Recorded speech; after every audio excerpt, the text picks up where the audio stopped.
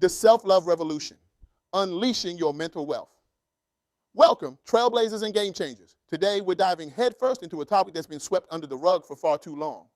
We're about to embark on a journey that will challenge everything you thought you knew about mental health, self-care, and what it truly means to love yourself. And trust me, by the end of this talk, you'll never look at your mental health the same way again. But before we dive in, I want to give a heartfelt shout out to the incredible visionary who inspired this talk. Rastonya Lee, whose maiden name is Dotsy, is not just a licensed professional counselor. She's a mental health revolutionary, the founder and CEO of Serene Tranquility Counseling Services and Significantly Yours LLC. Rastonya isn't just changing lives. She's reshaping the entire landscape of mental health care. Her innovative approach and unwavering commitment to mental wellness are lighting the way for a healthier, happier world. So, Rastonya, if you're listening, this one's for you. Your work is nothing short of transformative, and we're all better for it. Now, let's get down to business. I want you to close your eyes for a moment. Imagine you're on an airplane and the flight attendant is giving the safety instructions. What's the one thing they always say about oxygen masks? Put on your own mask before assisting others. Now, open your eyes and ask yourself, why don't we apply this same logic to our mental health?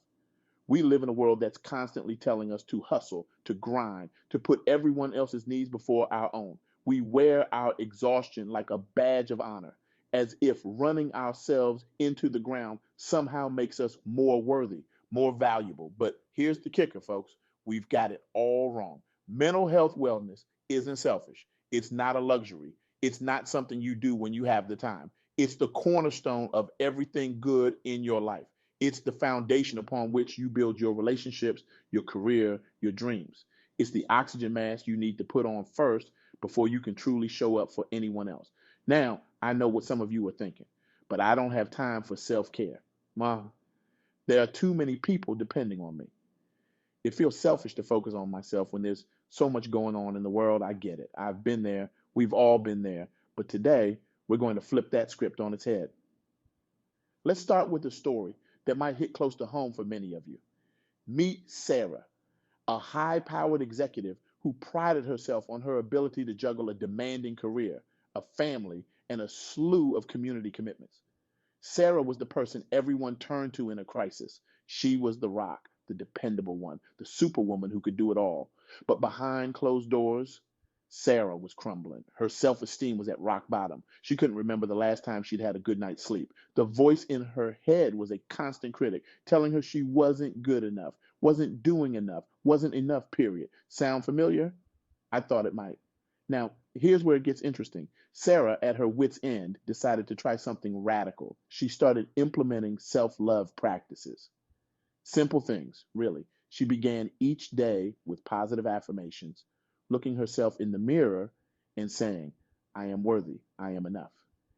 She carved out 10 minutes each day for mindfulness meditation. She started saying no to commitments that drained her and yes to activities that filled her cup. The results, they were nothing short of transformative. Within weeks, Sarah's anxiety levels dropped. Her sleep improved. The constant critic in her head began to quiet down. But here's the real kicker. As Sarah's mental health improved, so did every other aspect of her life. Her relationships deepened. Her productivity at work skyrocketed. She found herself with more energy, more creativity, more joy. This isn't just a feel-good story, folks. This is science. A study on the impact of self-love on mental health found that individuals who practice self-love techniques like Sarah's experienced improved self-esteem, reduced anxiety and depression, and enhanced overall mental health. But let's be real for a moment. Changing the way we think about ourselves, the way we treat ourselves, it's not easy. It's like trying to turn a cruise ship. It takes time, effort, and a whole lot of persistence. But let me tell you, it's worth it. It's so worth it. Now let's talk about another game changer in the world of mental health, cognitive behavioral therapy, or CBT. I know it sounds like something out of a psychology textbook, but stick with me because this could be the key that unlocks a whole new level of mental wellness for you. Imagine your mind is like a smartphone. CBT is like the ultimate mental health app.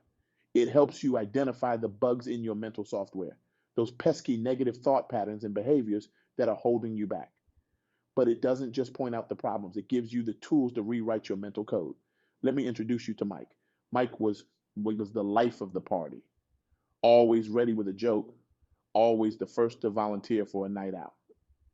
But behind the smiles and the laughter, Mike was drowning in anxiety and depression. Social situations, which he seemed to thrive in, actually filled him with dread. He'd spend days before an event catastrophizing, imagining all the ways he could embarrass himself. And after each social gathering, he'd replay every interaction in his head, convinced he'd made a fool of himself. Mike's friends and family had no idea. To them, he was just good old Mike, always up for a good time. But inside, Mike was falling apart. Enter CBT. Through therapy, Mike learned to identify his negative thought patterns. He realized that his mind was like a fear factory, constantly churning out worst case scenarios. But here's where it gets good. Mike didn't just recognize these thoughts, he learned to challenge them. When his mind would say, everyone at the party will think you're boring, Mike learned to respond, is that really true? What evidence do I have for that? What evidence do I have against it? He learned to replace catastrophic thinking with more balanced, realistic thoughts. The result, Mike's anxiety began to decrease. He started to enjoy social situations genuinely, not just as a performance. His depression lifted as he learned to be kinder to himself, to challenge the harsh inner critic that had been his constant companion for so long. But here's the real magic of CBT. It's not just for people who are struggling with diagnosed mental health conditions. It's a tool for everyone. It's like mental hygiene. Just as we brush our teeth every day to prevent cavities, we can use CBT techniques daily to maintain our mental health. Imagine a world where everyone had these tools, where we all knew how to challenge our negative thoughts, how to reframe our experiences in a more balanced way. How different would our workplaces be, our relationships, our politics? Now, I can almost hear some of you thinking, that's all well and good, but I don't have time for therapy. I can barely find time to eat lunch most days. And I get it. I really do. That's why I want to talk about something that's absolutely crucial: the importance of preventative mental health care. We don't wait until we have a heart attack to start exercising and eating well, right? So, why do we wait until we're in a mental health crisis to start taking care of our minds? Let's talk about Alex. Alex was the poster child for the work hard, play hard lifestyle. 60-hour work weeks were the norm. Weekends were for partying to blow off steam. Sleep, that was for the weak. Self care. Alex didn't even know what that meant. But then came the burnout. It didn't happen overnight. It was a slow burn, a gradual decline that Alex didn't even notice until it was too late. Panic attacks in the middle of important meetings, insomnia that no amount of alcohol could cure, a constant feeling of dread that no weekend bender could shake. Alex had ignored the warning signs for years: the occasional headaches, the increasing irritability, the loss of interest in hobbies, all swept under the rug in the name of hustling. But here's the thing: it didn't have to be this way. If Alex had prioritized preventative mental health care, this crisis could have been avoided. So, what does preventative mental health care look like? It's not complicated, but it does require commitment. It's about creating daily habits that support your mental well being. It's about listening to your body and your mind and responding with compassion. For Alex, the road to recovery started with small steps: a regular sleep schedule, mindfulness meditation for just 5 minutes a day, a weekly therapy session, gradually cutting back on alcohol and increasing exercise. It wasn't easy. Old habits die hard, and Alex's mind often rebelled against these changes. But slowly, surely, things began to shift.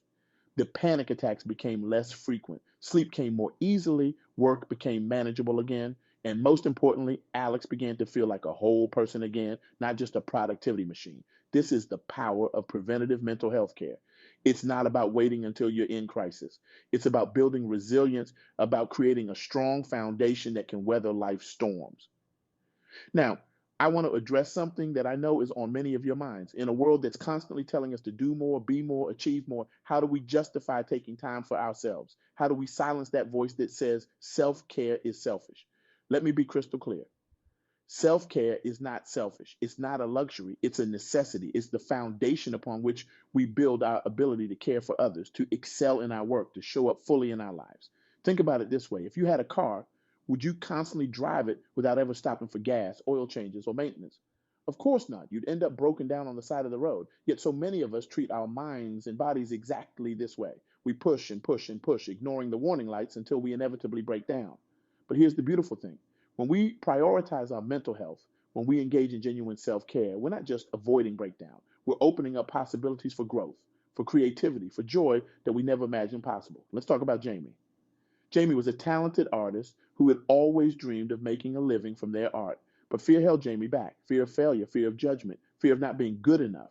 So Jamie played it safe, working a soul sucking corporate job and relegating art to a hobby. But then Jamie discovered the power of self care and mental health practice. It started small, just 15 minutes of sketching each morning, paired with some deep breathing exercises. Then it grew. Jamie started practicing positive affirmations, repeating, I am a talented artist in the mirror each day. They began to meditate, learning to observe their fears without being controlled by them.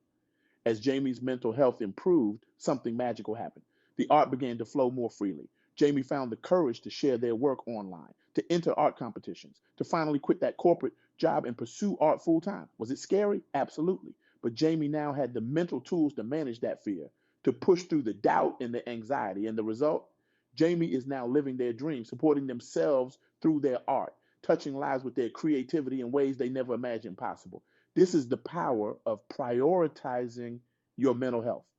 It's not just about feeling better, although that's certainly part of it. It's about becoming the fullest, most authentic version of yourself. It's about having the mental and emotional capacity to chase your dreams, to build deep and meaningful relationships, to contribute to the world in the way only you can. Now, I know what some of you are thinking. This all sounds great, but how do I actually do it? How do I start prioritizing my mental health in a world that seems to demand every ounce of my time and energy? Well, I'm glad you asked. First, start small. You don't have to overhaul your entire life overnight. Begin by setting aside just 5 minutes each day for a mental health practice. This could be meditation, journaling, or simply taking a few deep breaths. The key is consistency, not perfection. Second, challenge your negative self talk. Pay attention to how you speak to yourself. Would you talk to a friend the way you talk to yourself? If not, it's time to change that inner dialogue. Practice self compassion. When you make a mistake, instead of berating yourself, try saying, I'm human and humans make mistakes. What can I learn from this? Third, seek support. This could mean talking to a friend, joining a support group, or working with a mental health professional. Remember, seeking help is a sign of strength, not weakness. It takes courage to be vulnerable, to admit when we're struggling, and to reach out for support. Fourth, make self care non negotiable. Schedule it into your day like you would any other important appointment. Your mental health is just as important as that work meeting or your child's soccer practice. In fact, I'd argue it's more important because without good mental health, everything else in your life suffers. Fifth, practice gratitude. Each day, take a moment to acknowledge 3 things you're grateful for.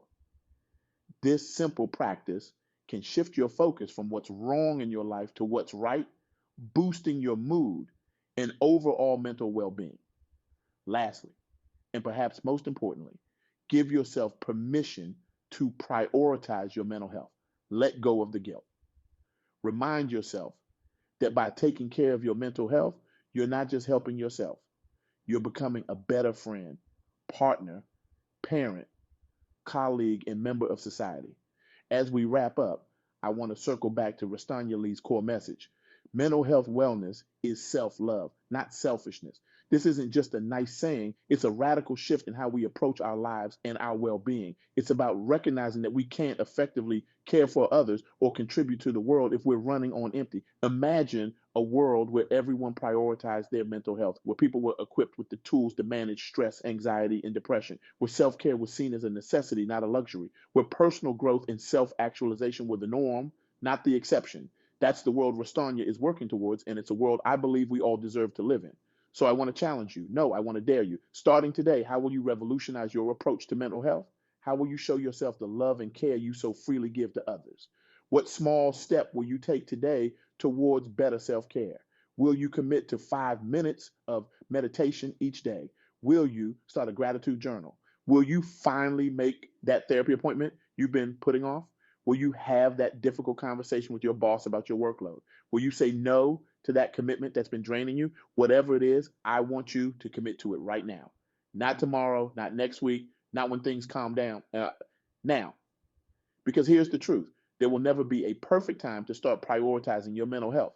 There will always be demands on your time, on your energy, but you have to decide that you are worth it, that your mental health is worth it. And here's the beautiful thing.